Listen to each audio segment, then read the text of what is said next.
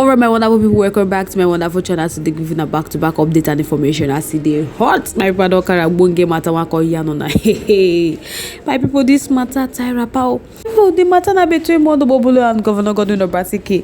Now the asset verification panel will be say Mondo Bobolo go set up. Don't come out contact say Governor Godwin Obaseki left over 200 billion debt. Hey, my people, don't be smart, you know. And I'm not say PDP no go agree for this one. They don't come out react to the allegation. Oh. Hey, my people, don't be smart, you know. But before I go bring the matter, I go like welcome those who they join us on today wonderful news for the first time. You guys are highly welcome. Kindly proceed to subscribe, like, comment, share.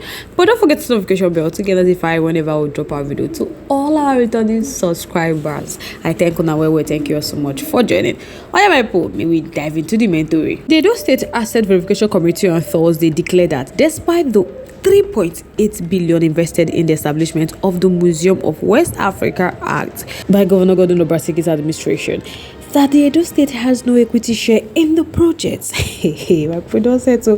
Dr. Ernest Afolame, the chairman of the committee who disclosed this at a press briefing in Benin City, said the revelation was contrary to the claim by the past government that Edo State has not invested in the project and as such does not have a stake in it. Dr. Ernest also disclosed that Obaseki government left behind a huge financial burden of about 200 billion to Governor Mondo Bobolo, being a standing payment to contractors handling roads projects in Edo State. So according to Dr. Omaite, the Museum of West Africa Art is captured as an independent private trust sitting on government land, while the Ministry of Arts, Culture and Tourism has minimal supervision on the project. So the way they talk now be say they say those states get no equal stake in the museum, even though the state had spent 3.8 billion as a contribution. People Obaseki had last year when he was unveiling the Museum of West Africa Art Institute and Campus in Benin City, said he demolished the hospital to build a better one, which is the Selo Basanji Hospital. Now, the Asset Committee chairman, who also described that ongoing work on the project would not be stopped. He also added that the committee will meet with the governor on the way forward. If the project will be beneficial to the states, it is only the governor that will decide what next step to take, either to take ownership of the property or not. Speaking on the roads, Dr. Frank disclosed that the immediate past governor left a huge financial burden of 200 billion to the new Edo State government, being a standing payment to contractors. The NDL, he went ahead to reveal that the projects awarded by Governor Godwin Obaseki's administration were not properly documented, that the roads projects were not properly documented in their record in Ministry of Roads and Bridges, because now the Ministry of Works don't come present to them say hey, there was no record of those projects in their own file. The committee chairman, who also claimed that the road projects were awarded in 2024, alleged that the contractors were only given mobilization, noting that in some cases the money was paid back to government officials as disclosed by some contractors, a development he said slowed down the pace of work on the road. So the former permanent secretary of Federal Ministry of Agriculture and Food Security further revealed that the committee also observed a poor level of supervision by the supervising ministry, departments and agencies, alleging that the award of the road was done so fast. He also said there was non-adherence to the Edo State Public Procurement Law in award of major contracts, which also led to several dubious variation of contract sum. Like in some cases, the variation were higher than the initial contract sum.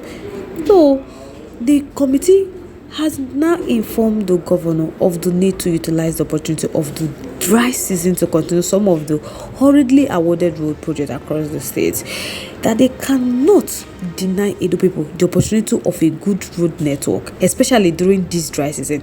So the need for the government to quickly act in good time to sustain some of the ongoing road will be better for Edo people. If people don't know, may they know, say there are huge outstanding commitments in respect of road infrastructure that no matter how indecent some of their fundings are, that the government has to employ the dry season to make an appreciable intervention in road construction. Hey, my people, don't be small.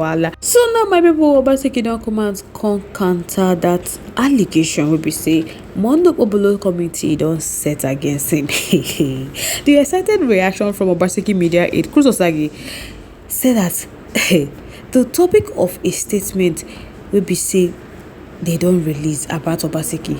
He said no true. Because like I said, Edo State Governor Select Wondobolo and his handlers have continued to display glaring ignorance and poor understanding of basic concepts in economics, governance, and administration that they have now resorted to making outlandish and baseless allegation about a supposed 200 billion debt of contractors in a desperate attempt to disparage and rewrite the sterling legacy of the immediate past governor, Mr. Godwin Obaseki.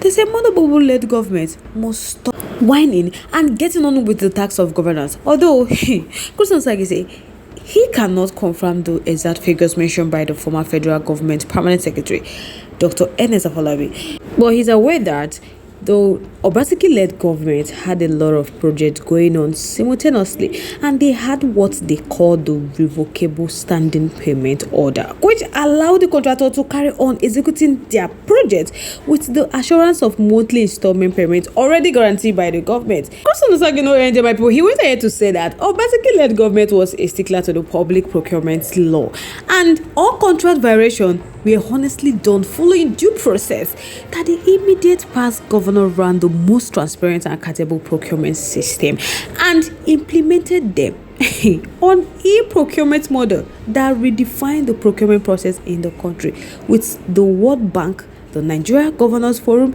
and the federal government recognizing Edo as the best procurement state in Nigeria. That in fact, no less than 19 Nigeria states and 2 countries visited Edo State to understudy the transformational changes in Edo State procurement system that the record are there and are verifiable. So you don't know wetin Mondo Obolo come out con delay false accusation on Governor Godwin Obaseki. He said as for Edison Hotel project that Obaseki-led government acted as pro-development government should do, that he remove all the bottleneck and allow private equity to flow into the state, that he's surprised that the committee has a problem with Edo State government owing minority shares in the business.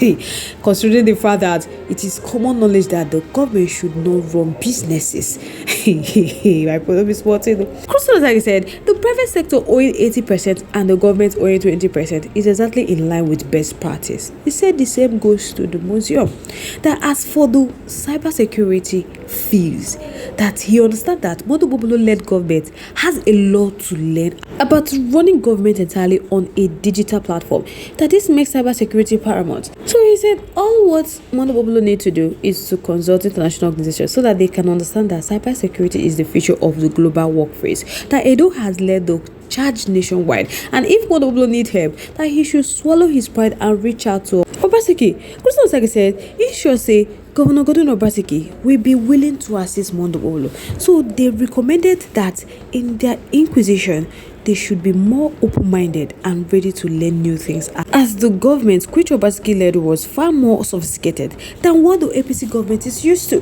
So guys, I would like make una chook mouth for this matter, make una tell me what una think, what una feel for this matter in our comment section. Once again, thank you all so much for staying to us. On this note, we have come to the end of today's segment. Like on your next. Bye for now.